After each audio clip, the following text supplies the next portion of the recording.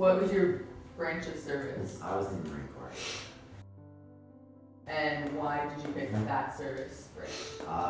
Family tradition, father, grandfather, pretty much everybody in the family. Where did you serve? I served in Washington, D.C., as well as Afghanistan. Do you recall your first days in service?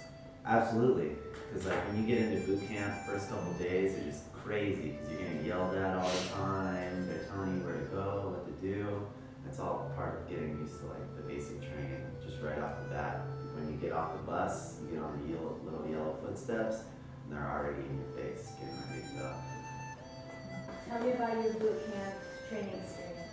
I honestly, it's hard. Yes, it's hard when you're in the moment because you can't really see the big picture. Because you constantly get yelled at, you constantly have to do push-ups, cleaning, run here, run there, you know. But at the end of the day, it's actually really simple because you have somebody telling you what to do. From the minute you wake up to the minute you go to bed, someone is telling you exactly what you need to do. You need to eat right now, you need to run right now. So you don't really have to think that much, but it's when you're in the moment, it's tough. The guys talking about boot camp. That's my dad. He was in the Marine Corps as well. And that's San Diego when you're all graduating together. Where did you travel while in the service? Well, I did get to travel. I was in Washington, D.C. for my first 2 years in the military. That was a lot of fun. I also got to go to Palm. I was involved in President Ford's funeral. Have you guys ever seen the commercials with the guys that are like doing the rifles and spinning the rifles and stuff? That's what I got to do for my first 2 years.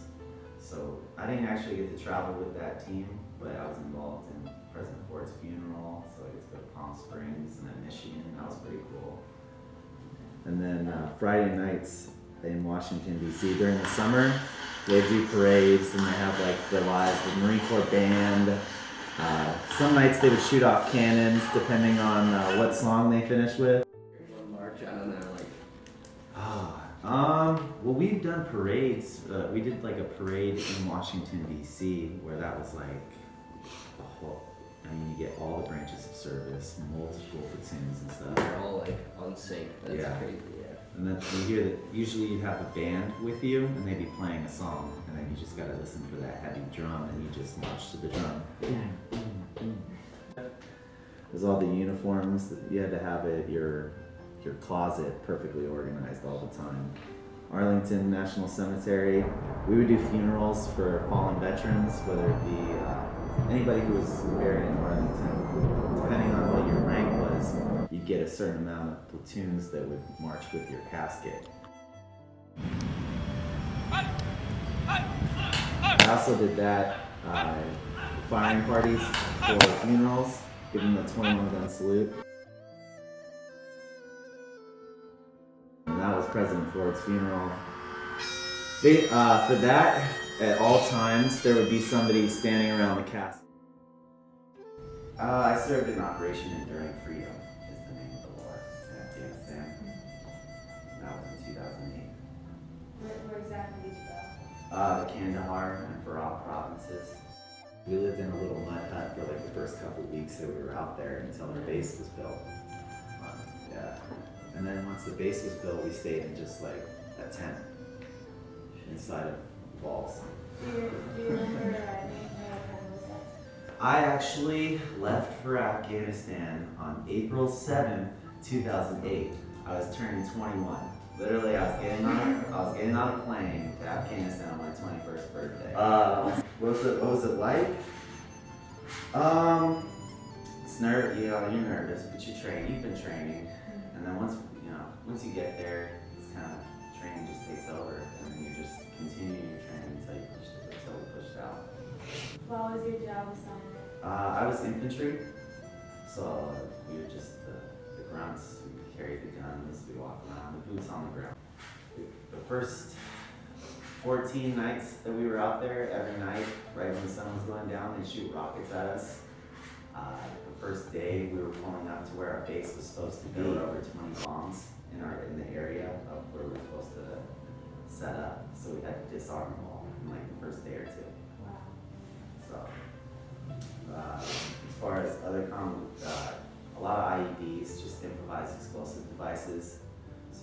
just be driving anywhere. They could be anywhere, and they just blow you up. Were there any casualties in your unit?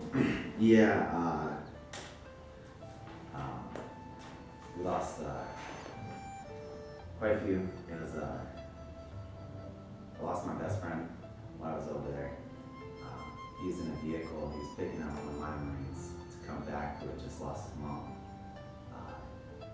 They were coming back from, flying into Afghanistan. The guy had to fly back to the United States to go to a funeral for his mom.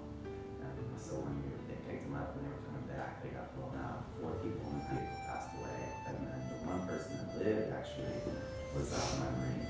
And I think to this day his mom had to have been watching over, because no one else lived in that vehicle and he did. So and we also lost, a couple weeks later, we lost a corpsman. And then we had quite a few casualties. We actually at one point were deemed combat ineffective, which means that you don't have enough people to actually go out. So we couldn't go outside of our base because we just didn't have enough people. You gotta protect the base, meanwhile do everything else while we were building the base.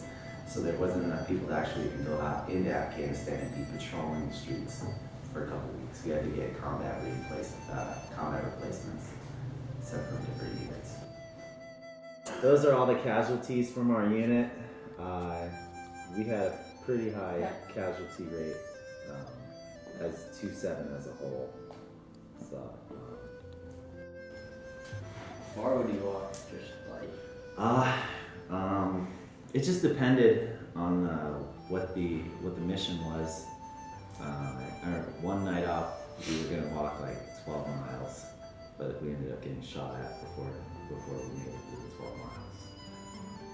We actually didn't even make it 50 feet. That 12-mile walk that we were with the police, we were walking out in the middle of the night trying to go, because we were gonna just randomly pop up somewhere near a village. They had no idea that we moved out in the middle of the night, and that way we could observe what they were doing. Well, right probably 50 feet after we're in the middle of a field, and all of a sudden we hear one of the policemen rack his gun. So we all look over, and we're like, oh my gosh, are the police that we're training really gonna shoot at us? What are they thinking? Like, there's probably like 30 of us out here. They can see us. They should know who we are. They didn't know who we were. So they shot at us. And then all of a sudden it's like, well, we're getting shot at by the guys we're training. I was like, we need to let them know it's us, Yeah. Like, what'd you guys do? Popped a flare, and then all of a sudden that de-escalated the whole situation. And IEDs are just like random explosives that the Taliban just dug up. Yeah, there's different styles. Remember I said there were 20 of them set up the first day we got. I actually walked over one 3 times. Unlucky for me, the batteries were dead. That's what the cities in Afghanistan used to look like, and like I was talking about, we'd be walking down the center of the streets, and there'd be just a bunch of different stuff going on. You have to just keep your eyes open. Under fire, what happened? Like I said, for the first 2 weeks that we were out there, every night before going to bed, or sun was going down, we get shot at. And it was almost like a chess match, because this was our base, and then all of a sudden, it's getting to be about nighttime, and then so the enemy could be anywhere. So one night they'd be here, trying to shoot rockets at us this way, and then so we try and shoot back with our mortars every night. And then the next night would come, and they'd be over here, and they shoot here. So we have our mortars scattered, ready to shoot over here. So every night for the first 2 weeks, it just, they shoot at us, we shoot at them. Food. I didn't mind the food. I'm not picky though. One of the cool things that I tried while I was on deployment was we actually bought a goat from one of the people while we were out on patrol. We were, talking to the villagers, getting to know all the people that are out there, and our unit bought a goat. And we cooked it. Did you have plenty of supplies or no? No.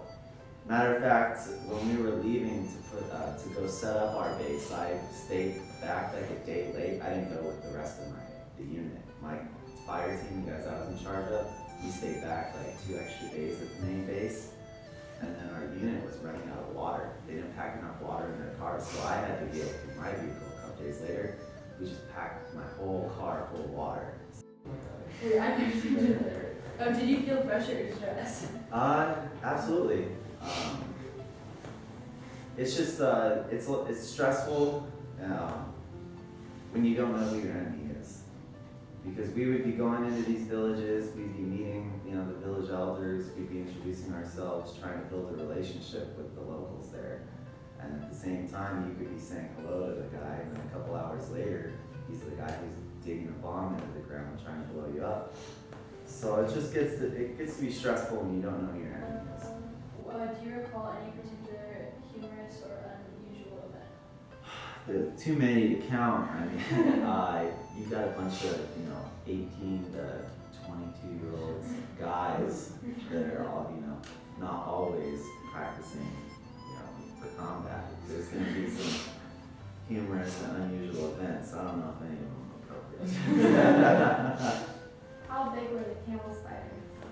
This thing was the size of my buddy's face. Oh, It crawled on him when he was asleep. And when he woke up, feeling the spider on him, he screamed. And then he threw it across the room, and that's what made the big thud. And then you could hear it running. Recall the day that your service ended? Yeah, it did. July 31st, 2009. This question, you made a bunch of close friends, right? Yeah. You continued up most of those relationships? Or? Absolutely. I still talk to a lot of the people that moved to Southern California, moved back home. At this point, it's been like 6 years, but I still keep in contact with all of them. Talk to them. How does your service and experiences affect your life? I feel like you mature quickly. Like I said, I was deployed on my 21st birthday, so you're a 21-year-old dictating foreign policy. You have to mature real quick. And then learn what's important in life. There are some things that you stress about that just aren't even worth stressing about. Because at the end of the day, you keep going.